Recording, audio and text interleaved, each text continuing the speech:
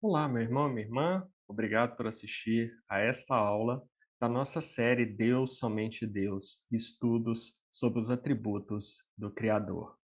E aqui neste vídeo, nós estudaremos a bondade e a graça de Deus, os atributos 11 e 12. Vamos orar?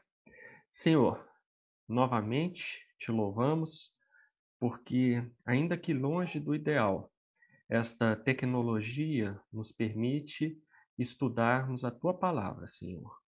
Te louvamos por isso, porque ainda temos essa condição de abrirmos a Escritura, de lermos a tua palavra da verdade, a tua palavra fidedigna, a tua palavra inerrante, sem a interferência de autoridade, Senhor. Preserva isto em nosso país, preserva essa liberdade que temos e afasta, Senhor, todos os governantes que tentam fazer coisas que visam dificultar o acesso à palavra justa e verdadeira que vem da tua boca, Senhor. Te louvamos por cada um dos membros da Igreja Batista do Barro Preto, te louvamos pela vida do pastor Arlécio, da Tânia, de seus filhos, seus netos. Te louvamos, Senhor, por esses irmãos tão queridos que têm esse importante ministério ali nessa igreja, Senhor, também tão querida e tão amada. É isso que te pedimos e te agradecemos. Em nome de Jesus. Amém. Muito bem. O que seria bondade? Como nós poderíamos entender a bondade de Deus? Lá no Salmo 34:11, nós lemos que: ó, provai e vede que o Senhor é bom, bem-aventurado o homem que nele se refugia. Veja, o Senhor Deus é bom. Ele é um Deus bondoso e, mais do que isso, ele é um Deus todo bondoso. Isso significa que Deus, ele jamais pode praticar o mal.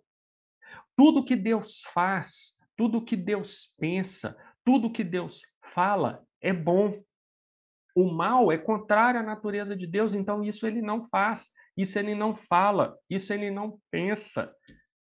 Mas exatamente porque Deus é bondoso, tudo que ele faz também reflete esse atributo do seu ser. Lá o Salmo 100, versículo 5, diz que porque o Senhor é bom, a sua misericórdia dura para sempre, e de geração em geração a sua fidelidade. O Senhor é bom. Salmo 106, 1. Aleluia! Rendei graças ao Senhor, porque Ele é bom, porque a sua misericórdia dura para sempre. O Senhor é bom. O Senhor Deus, ele é a bondade pura, ele é a bondade perfeita, ele é a bondade infinita. Zacarias 9:17, nós lemos lá: pois quão grande a sua bondade e quão grande a sua formosura. O cereal fará florescer os jovens e o vinho as donzelas. Pois quão grande é a sua bondade. Aqui, Zacarias está expressando, quando ele usa esse termo, ó quão grande, a ideia é de uma bondade infinita, de uma bondade sem fronteiras, sem limitações, de uma bondade imensa. Esse é o Senhor Deus. Ele é a representação dessa bondade sem fronteiras, essa bondade infindável. O nosso Deus é bom. E diante dessas declarações que a Escritura dá claramente, agora que nós sabemos que a justificativa da Bíblia para afirmar que Deus é bom, vamos ver alguns aspectos dessa bondade do nosso Deus. Começando com o primeiro deles. Deus é bom para todas as criaturas. Isso daqui, conforme nós veremos daqui a pouquinho, num salmo escrito por Asaf, isso algumas vezes é difícil para nós. Porque nós já vimos nos versículos anteriores que Deus é bom. E mais do que isso, a sua bondade não tem limites, ou seja, ele é infinitamente bom. E essa bondade, ela se estende para todos. Trazendo aqui para o nosso mundo imanente, isso significa que a mesma bondade de Deus que nós, crentes em Cristo, experimentamos, é uma bondade que é experimentada também pelo ímpio. E isso às vezes é difícil de aceitar, mas porque é um detalhe que passa despercebido. Eu falei que a mesma bondade que está em nós está nos ímpios também. A mesma bondade que nós usufruímos, os ímpios usufruem também. Mas é no sentido de que há consequências da bondade de Deus, há derivações da bondade de Deus que tanto crentes quanto ímpios podem experimentar e podem se beneficiar. Mas nós veremos aqui que há um aspecto muito importante aí, que somente os crentes experimentam em Deus, os ímpios não têm acesso a isso. Então, embora, como demonstra, Deus seja bom para todas as criaturas, e Ele é, há uma diferença dos crentes para os ímpios. E é isso que nós vamos ver no decorrer dessa primeira parte da aula. Lá no Salmo 33, versículo 5, nós lemos que Deus ama a justiça e o direito. A terra está cheia da bondade do Senhor. Veja, a terra está cheia da bondade do Senhor, significa que esse mundo em que nós vivemos, ele tem demonstrações claras, visíveis e palpáveis da bondade do Senhor. É o sol que nasce, são as estações do ano que se sucedem, são as árvores que dão fruto na estação própria, é a carne de todo dia que você come, são os cuidados com a saúde que você pode ter, você vai ao seu médico, você recebe um tratamento, você toma remédio, as pessoas às vezes acham que remédio é uma coisa ruim, não? Não, remédios são meios ordinários que Deus nos dá para preservarmos a nossa saúde. Então, há várias demonstrações da bondade de Deus todo dia, o emprego que você tem, os seus amigos, a sua família, os seus filhos, sua esposa, seu marido, a sua igreja, o seu pastor, a, a trajetória profissional que você tem, as conquistas que você tem nessa vida, prêmios que você recebe, promoções no trabalho, reconhecimentos dentro da igreja. Tudo isso daí são frutos da bondade de Deus. É por isso que o salmista declara: a terra está cheia da bondade do Senhor, porque Deus permite que essas coisas aconteçam com você, que é crente, e também com o ímpio. Os ímpios também conseguem emprego, conseguem ganhar dinheiro, constituem família, muitas vezes têm filhos amorosos, têm uma vida profissional plena, de sucessos do ponto de vista humano,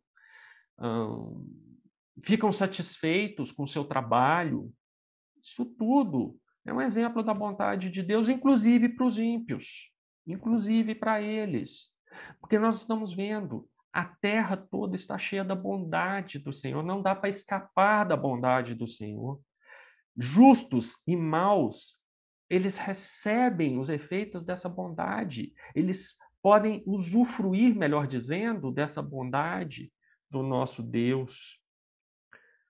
Lá no Salmo 145, versículo 9, essa ideia fica mais explícita ainda. O Senhor é bom para todos, e suas ternas misericórdias permeiam todas as suas obras. O Senhor Deus é bom para todos. Esse todos aqui significa que não importa o tipo de pessoa, alto, baixo, gordo, magro, branco, negro, asiático, não importa. O Senhor é bom.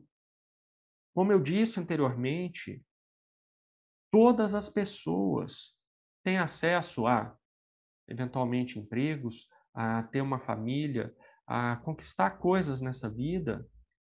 Todos têm isso. Agora, isso é um reflexo da bondade de Deus. E também não significa que Deus dá as mesmas coisas para todo mundo. Veja, não estou dizendo isso. Não estou falando que todo mundo vai ter uma carreira profissional de sucesso do ponto de vista humano. Não. Às vezes você pode ter, inclusive, crentes que profissionalmente não vão evoluir muito. A gente pode ter isso. Mas mesmo essas pessoas vão experimentar o quê? O sol que nasce, o sol que se põe, vão experimentar as estações do ano, vão ter o seu provimento, vão ter o que vestir, vão ter onde morar, e vão ter uma série de outras bênçãos que vêm desse Deus bondoso, porque o Senhor é bom para todos. Salmo 145, versículos 15 e 16. Em ti esperam os olhos de todos, e tu, a seu tempo, lhe dás o alimento. Abres a mão e satisfazes de benevolência a todo vivente. Então, a benevolência é o fruto da bondade de Deus, que satisfaz a todo vivente. Mateus 6:26 é um versículo chave para entendermos essa ideia da bondade de Deus para com todos.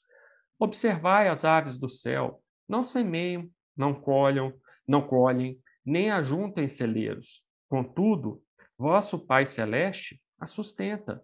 Porventura não valeis vós muito mais do que as aves? São palavras do Senhor Jesus mostrando essa bondade de Deus conosco. Jó 38:41. Quem prepara aos corvos o seu alimento, quando os seus pintainhos gritam a Deus e andam vagueando por não terem o que comer?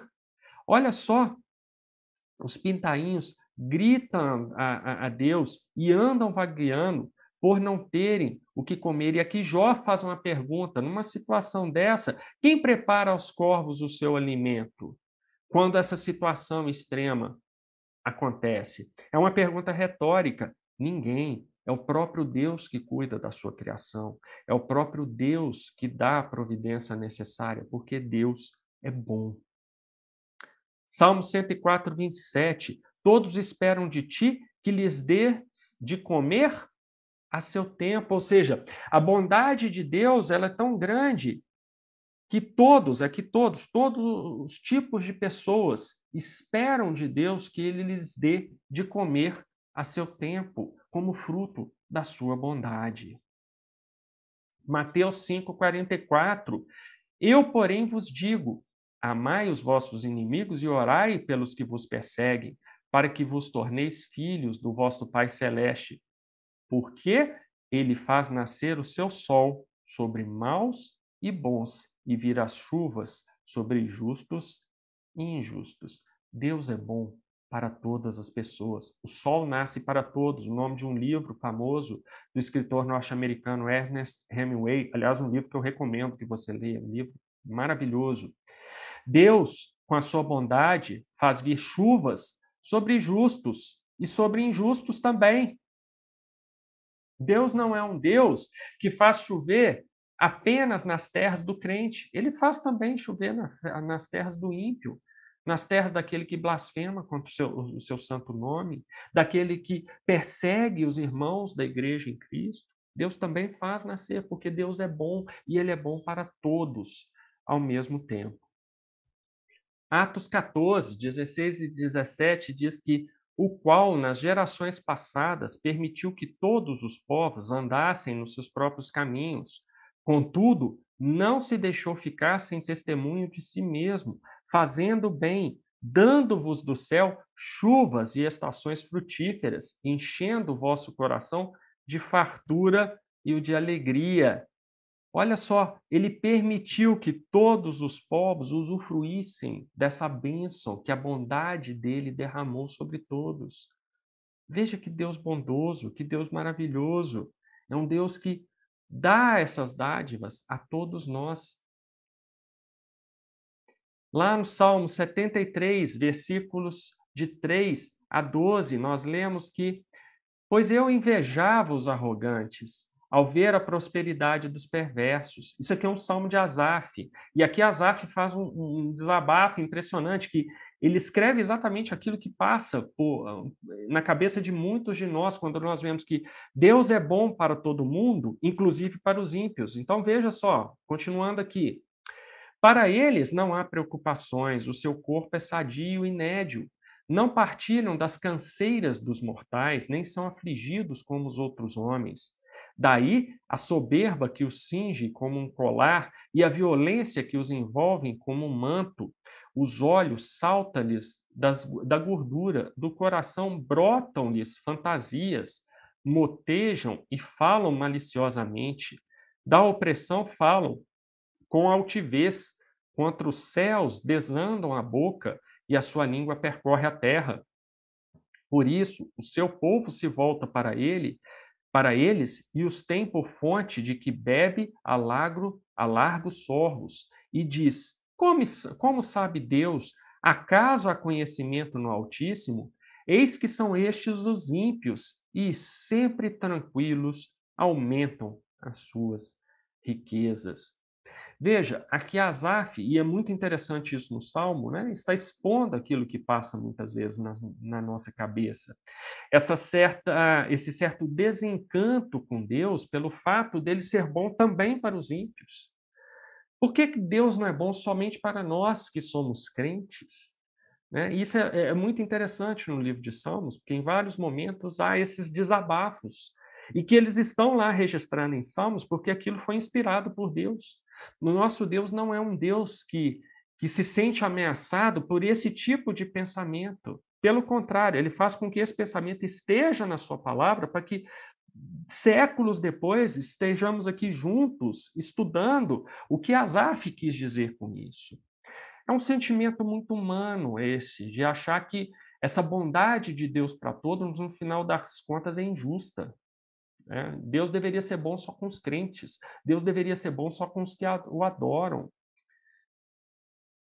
Mas se ele fosse fazer isso, a pergunta que eu te faço é: será que você seria merecedor dessa bondade de Deus se ele adotasse esse critério que você gostaria que ele adotasse para os ímpios? Será que eu ou você estaríamos lá no grupo daqueles, sim, vou receber, porque eu sou crente, eu sou bom, e eu faço o que agrada a Deus? Será que é assim mesmo? Será que se Deus resolvesse fazer desse jeito, nós seríamos beneficiados pela bondade dele como nós somos hoje? Então, embora esse raciocínio de Asaf seja pertinente, seja humano, seja compreensível, nós temos que nos perguntar essas coisas. E há um outro aspecto. Aqui Asaf está falando da prosperidade material, das bênçãos materiais que os ímpios recebem. Mas ele não está falando do que vem depois desse período aqui na Terra, que é a ira de Deus sendo derramada sobre eles de dia e de noite. Eu vou falar sobre isso na última aula do atributo da ira de Deus. Então, ainda que os ímpios desfrutem dessas bênçãos, frutos da bondade de Deus para todas as criaturas, o que eles vão desfrutar é só durante o período de vida deles aqui na Terra. Depois disso, eles não terão mais. E quanto a nós, o que o Senhor Jesus nos orienta é que a gente passe a juntar tesouros nos céus, e não tesouros aqui na Terra. Isso não quer dizer que o Senhor Jesus diz que aqui nós temos que ter uma vida franciscana, né? Como aqueles monges franciscanos que abdicam de todo o conforto material, de todos os bens materiais e tudo. Não é disso que o Senhor Jesus está falando. O que ele está falando é para nós não pegarmos esses pensamentos, igual Asaf escreveu, e são pensamentos humanos, e que estão na palavra de Deus, e ficarmos apegados a isso, a essa ideia de que a bondade de Deus, no final das contas, é injusta, porque pessoas que blasfemam contra o nome dele têm vidas profissionais extraordinárias, recebem prêmios internacionais, dinheiro, enquanto que aquele mais piedoso dos crentes está lá suando para pagar as contas todos os meses. Então, o Senhor Jesus, quando fala disso, ele quer dizer, olha, vamos ajuntar tesouros nos céus, Vamos pensar que existe um depois da vida que vai durar a eternidade toda. É para lá que nós temos que ir, nós temos que agir hoje, mirando a nossa vida futura. Porque a própria Escritura declara que a nossa vida atual é um sopro. É um sopro. Continuando aqui, o segundo ponto. Deus é especialmente bom para os seus filhos. Embora a bondade de Deus se derrame para ímpios e para justos, os filhos de Deus, os justos, eles são olhados com uma atenção especial pelo Senhor Deus. Salmo 34:10. Os leõezinhos sofrem necessidade e passam fome, porém, aos que buscam o Senhor, bem nenhum lhes faltará. Aos que buscam o Senhor, bem nenhum lhes faltará. Veja, a Escritura não está dizendo, porém, a todos bem nenhum lhes faltará. Está especificando aí. Não vai faltar para aqueles que buscam o Senhor, que são os seus filhos, aqueles que o amam, como diz o apóstolo João lá em 1 João. Aqueles que amam a Deus são filhos de Deus. Aqueles que não amam a Deus não são filhos de Deus. Essa promessa do salmista é para os filhos de Deus, para aqueles que o amam. O Salmo 86:5 declara que: pois tu, Senhor, és bom e compassivo, abundante em benignidade para com todos os que te invocam. Abundante em benignidade, abundante em bondade para todos os que invocam. E quem são os que invocam a Deus? Os seus filhos. Tiago 1,17, toda boa dádiva e todo dom perfeito são lá do alto, descendo do Pai das luzes, em quem não pode existir variação ou sombra de mudança. Aqui, Tiago está se referindo às dádivas que são concedidas aos filhos de Deus. E aqui ele está falando, toda essa boa dádiva que é oferecida aos filhos de Deus, e todo o dom perfeito, são de Deus. Eles vêm desse Deus bondoso, especialmente para os seus filhos. Romanos 12:2. E não vos conformeis com este século, mas transformai-vos pela renovação da vossa mente, para que experimenteis qual seja a boa, agradável e perfeita vontade de Deus.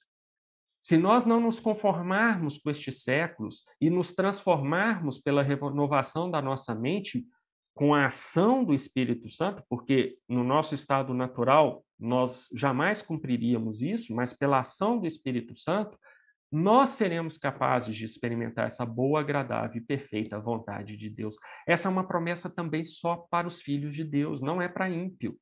Ímpio jamais vai ter essa sensação, ímpio jamais vai experimentar isso. Essa é uma promessa de Deus para os seus filhos, fruto dessa bondade especial que ele tem com aqueles que o amam. Agora, Jeremias 29:11. Eu é que sei que pensamentos tenho a vosso respeito, diz o Senhor, pensamentos de paz e não de mal, para vos dar o fim que desejais. Veja, o próprio Deus disse a respeito dos seus filhos, em relação a nós, ele tem pensamentos de paz e não de mal. Você consegue perceber o quanto essa passagem é maravilhosa? Quer dizer que o nosso Deus olha para nós, seus filhos, pecadores, imperfeitos, ingratos, injustos com Ele. E ao invés de vir com aqueles pensamentos, como seria se fosse o nosso caso, querendo destruir todo mundo, o próprio Deus declara: eu olho para vocês e os meus pensamentos são de paz e não de mal. Isso é fruto da bondade especial de Deus com seus filhos. Efésios 2:10, pois somos feitura dele, criados em Cristo Jesus para boas obras, as quais Deus de antemão preparou para que andássemos nelas. Veja, isso daí é outra promessa só para os crentes. Deus não preparou os ímpios para andarem nas boas obras. Isso aqui são só para os seus filhos, só para aqueles que o amam, só para aqueles que desejam fazer a sua vontade. Isso é uma demonstração de um cuidado especial de Deus conosco, cuidado que ele não estende para os ímpios. Nós somos privilegiados pelo nosso Deus. Ele é bom para com todos num sentido geral. Ele tem uma bondade para com todos. Mas para nós, essa bondade é especial. Ela é um algo mais do que em relação às demais pessoas. Romanos 8, 28. Nós já vimos essa passagem aqui várias vezes, mas vamos lá de novo. Sabemos que todas as coisas cooperam para o bem. Mas de todo mundo? Ímpios e justos? Não. O bem daqueles que amam a Deus, daqueles que são chamados segundo o seu propósito. Vamos ver agora a graça. Nós entendemos a bondade de Deus e como ela é maravilhosa. E a graça complementa essa ideia. Somente um Deus bondoso é também um Deus gracioso. E graça é o favor de Deus para as pessoas que não merecem esse favor. O que é graça? É exatamente você receber aquilo que você não deveria merecer, por qualquer critério. Você não é digno daquilo, e ainda assim você recebe. Essa é a graça de Deus. E há alguns aspectos que eu queria tratar aqui com você, sendo o primeiro deles, a graça é gratuita. Lá em Romanos 3, 24, nós lemos que, sendo justificados gratuitamente por sua graça, mediante a redenção que há em Jesus. Então, somos justificados gratuitamente por sua graça. Não há nada que nós possamos fazer para receber a graça de Deus. Na verdade, nós só podemos nos apresentar a Deus de mãos vazias, porque nós não temos nada a oferecer para Ele. Nós somos indignos da majestade de Deus, nós somos pecadores. Nós constantemente o ofendemos, nós constantemente desobedecemos a sua palavra, desobedecemos a sua vontade. E então nós não temos nada a oferecer que justifique alguma coisa de Deus. Aliás, a única coisa que nós merecemos de Deus é passarmos a eternidade no inferno. Porque isso é a única coisa que nós merecemos dele. Não merecemos mais nada. E é por isso que se chama graça. É exatamente porque não merecemos que nós recebemos dele. E é por isso que eu quero que você perceba como esse atributo da graça está umbilicalmente ligado ao atributo anterior da bondade de Deus.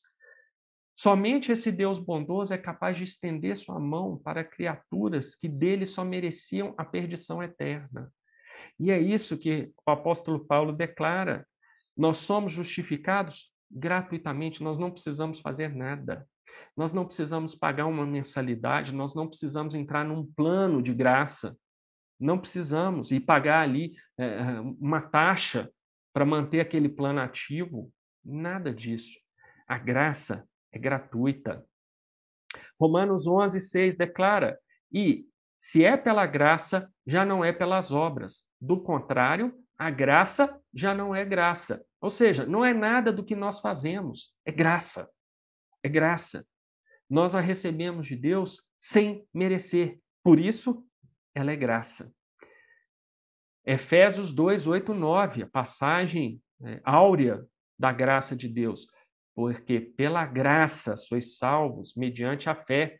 Isso não vem de vós, é dom de Deus, não de obras, para que ninguém se glorie. A graça é um presente de Deus para nós.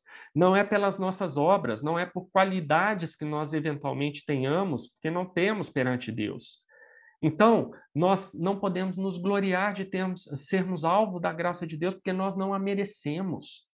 Porque senão, se a merecêssemos, não seria graça. Exatamente porque não há nada em nós merecedor desse favor de Deus, é que ela passa a ser graça. É pela fé que nós somos salvos.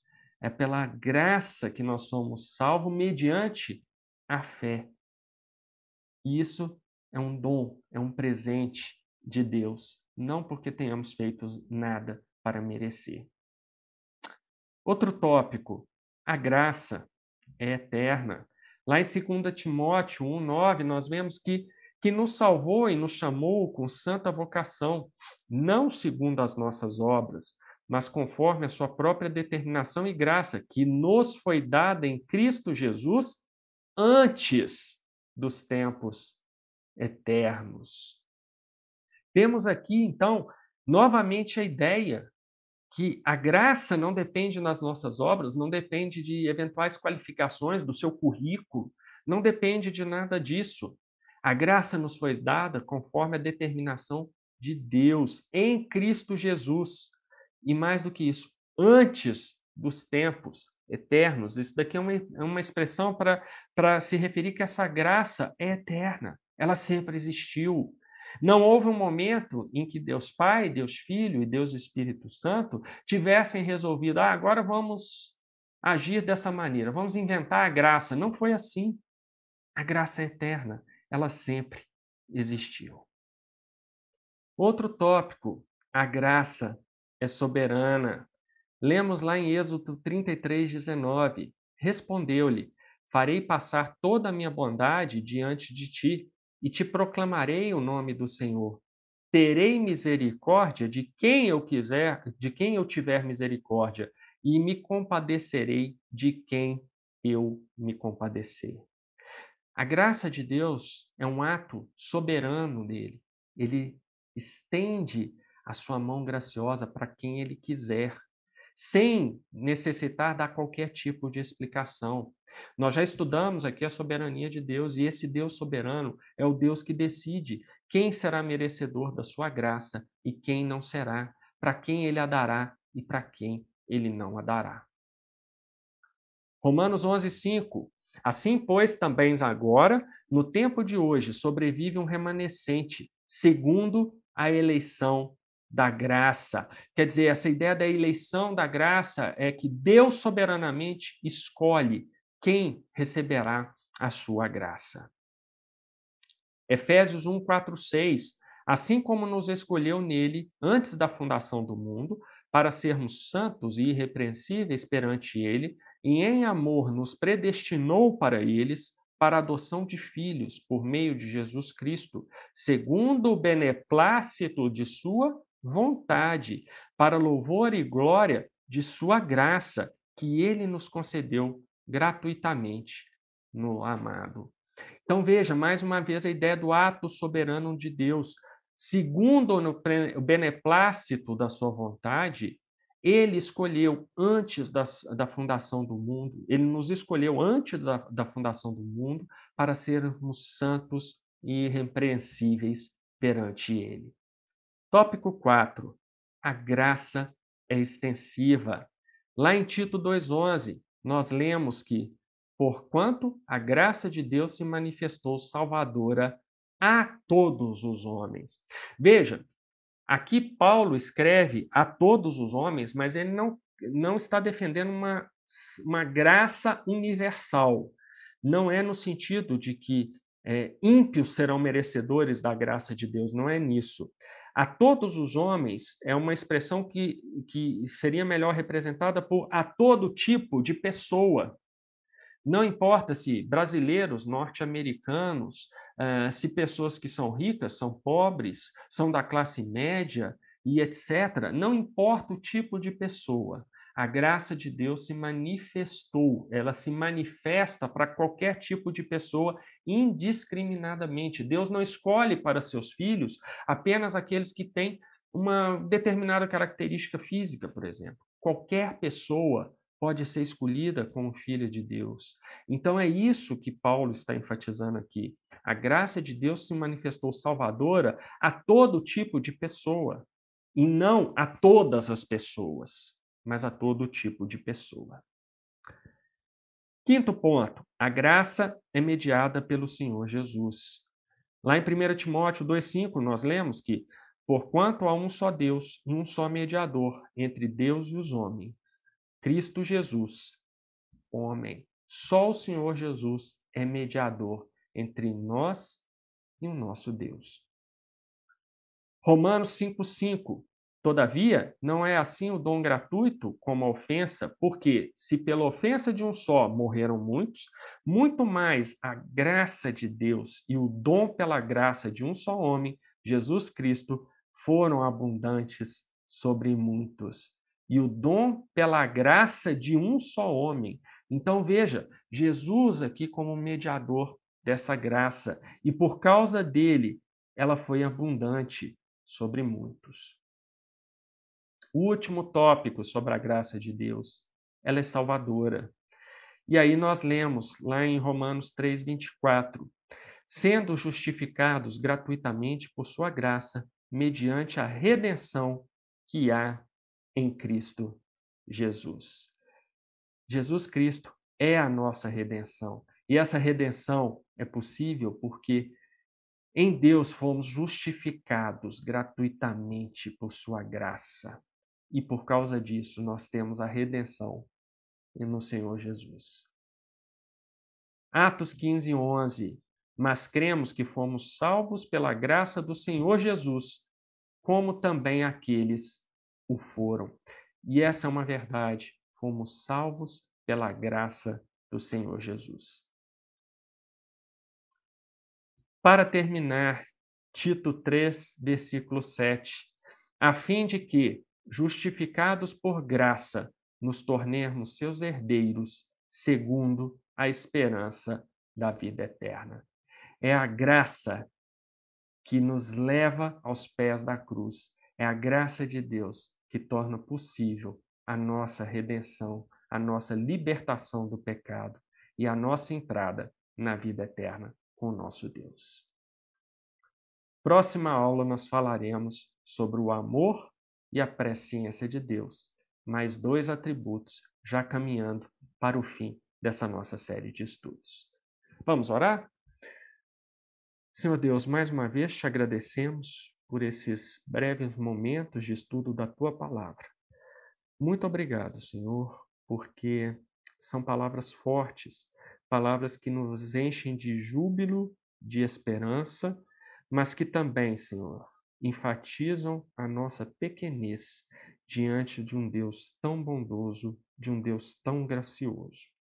Ó Senhor, perdoa-nos pelas nossas falhas, pelos nossos pecados, pela nossa falta de fé, Senhor, porque somos pequenos demais para perceber a grandeza da tua bondade e da tua graça, Senhor. Perdoa-nos, não nos impute este mal, Senhor, não porque mereçamos isso, mas porque desde de sempre, Senhor, tu nos escolheu para sermos os teus filhos e por isso te louvamos e te suplicamos todas essas coisas. Em nome de Jesus, seu Filho amado, é o que te pedimos e te agradecemos. Amém. Muito obrigado pela sua atenção e até a próxima aula.